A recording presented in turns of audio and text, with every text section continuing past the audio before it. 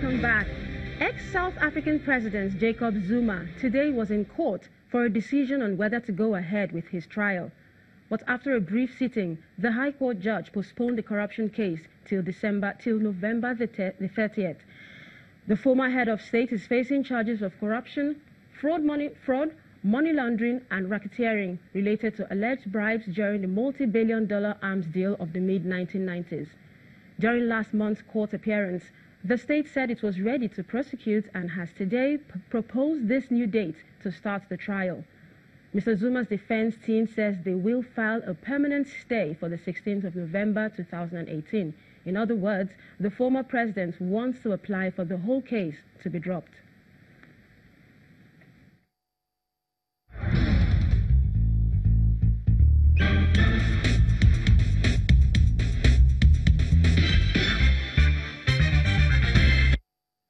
Welcome to our Africa Tech segment. The population of mobile and web application developers has continued to increase as the number of mobile apps in the market hit new heights. Mobile applications are going at par, and with this rate of growth, it is necessary that mobile app developers not only look at providing new features to customers, but also the security aspects of the application. These mobile app startups in the course of their jobs are faced with a variety of challenges, making it easy for them to lose sight of where their energies should be channeled. Joining us now to discuss this is tech expert Ayokunu Oyeniji. He joins us from our Abuja studio. Welcome to the program. Thank you. Briefly, could you describe what mobile and web app developers do for the benefit of those who may not be very tech savvy? Well, an app developer, or especially an application developer, is someone who creates, tests, and programs application software for computers. And computers could range from your handheld devices to desktop computers. And of course, you would know that most of the minds behind some of the most fascinating games, application softwares, emails are programmers. And mobile app programmers are those who create such application softwares that run on your mobile devices, as you would find the ubiquitous presence of mobile phones across Africa. So essentially, that's what the app developer does. It creates softwares, application softwares that powers most of the computer inventions that you see nowadays. And how easy is it for startups to get support from companies which can easily provide viable platforms for them to thrive? Generally, I like not to create some form of uniqueness around startups. The problems startups face are essentially the same problems faced by budding entrepreneurs, people who just come, who are relatively new on the business environment. But for startups, startups need to come up with a proof of concept, and that proof of concept might be developed with a few users around, without necessarily looking for established organizations to partner with. The problem with getting an established organization might be that they might not have enough confidence in the startup, because startups don't have the benefit of experience, benefit of insight.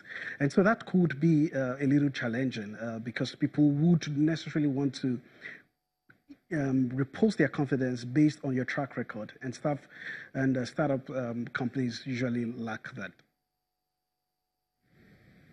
How well will you say Nigerian government is using web and app solutions in the area of ease of doing business? Well, I mean, up until very recently, we've not had so much traction, but gradually we seem to be moving in the right direction. When you look at Corporate Affairs Commission, for instance, up until very recently, you had to go through difficult requirements before you can register your business or do basic incorporation. But what they've done in recent times is that we now have an automated process where you, as a user from the comforts of your home, could hit a website, say www.cac.gov.ng, and you can begin and complete your registration process. And once that registration process is gone, not only would you have your business name approved or your incorporation done, you also have a tax identification number from the Federal Inland Revenue Service, which essentially means that the Corporate Affairs Commission and the Federal Inland Revenue Service have achieved some of integration. And closely related to that is the electronic filing done by the Federal Inland Revenue Service. Before now, you had to manually file your tax claims, and that could take upward of months for you to get your tax clearance certificate. Now that process has been brought online, and people or businesses can avail themselves of the opportunities by going online.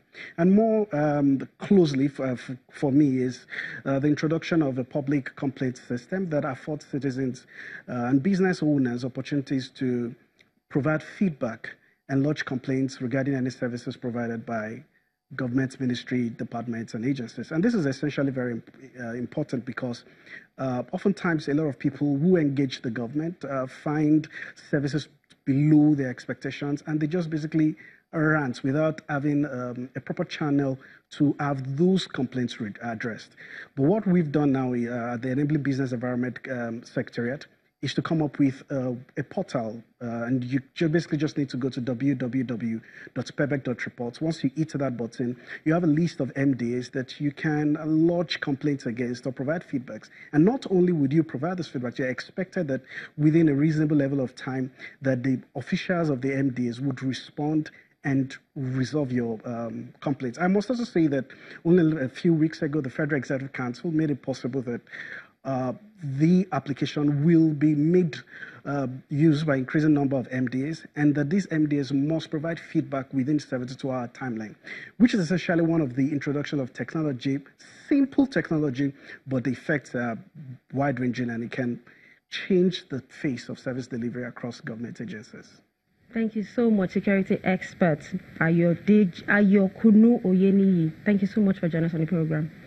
Now, still talking technology, Google has launched a network of free Wi-Fi hotspots in Nigeria as part of its efforts to increase its presence in Africa's most populous nation. The U.S. technology firm owned by Alphabet Inc. has partnered with Nigerian fiber cable network provider 21st Century to provide its public Wi-Fi service, Google Station, in 6 places in the commercial capital, Lagos, including the city's airport. Take a look. It's another gathering of key players in the tech ecosystem: business moguls, content creators, innovators, the media, and tech enthusiasts to find out what tech giants Google has up its sleeves.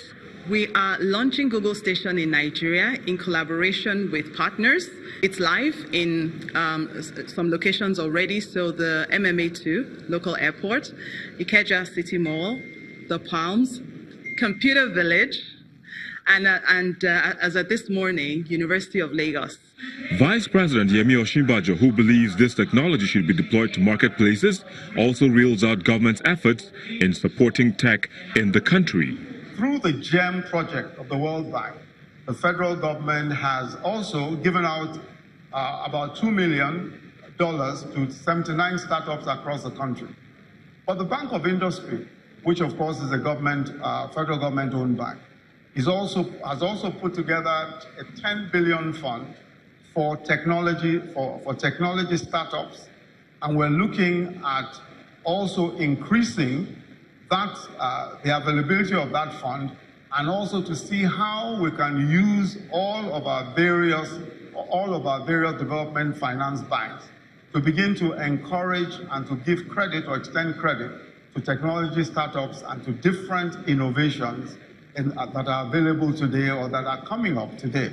With the future pointing towards a direction where technology assists humans through its own mind, the tech company lays bare its effort in that regard, especially in the health sector.